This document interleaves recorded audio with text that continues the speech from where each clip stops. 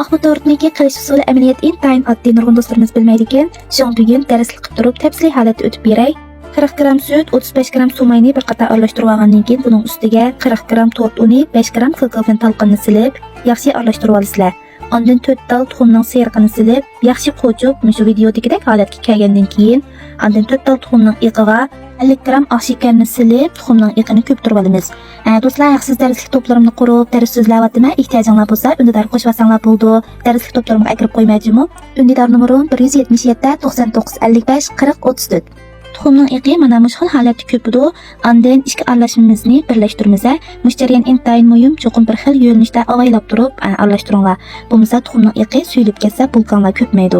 Buni 600 o'nlik to'rt bulkasining qilipiga silib, tug'ibgina oldin qizitib 150 gradusda 50 minut atrofida pishirsak, bulkamiz tayyor bo'ladi. Texmi ko'p bo'lgan, texmi yaxshi bo'lgan darslarni ingichka holatda o'rganishni xohlasanglar, undilarga cho'qim qo'shilinglar.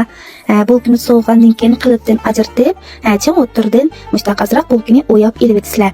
Ondan buniki qaymoq qismiga keldik. Qaymoqqa 200 gram ham qaymoqqa bir qo'shq atrofida kokofen talqini yakunsa bir qo'shq atrofida shokolad qiyamini silib, buni yaxshi holatda ko'ptirib olasizlar.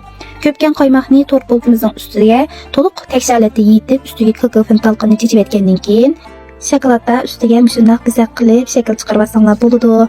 Intayin yaxshi bo'lgan darslarni to'plada so'zlayapman. Cho'qim meni izlashni unutmanglar. Amsa kelar qitimliq videoda ko'rishaylik. Xayr xo'sh.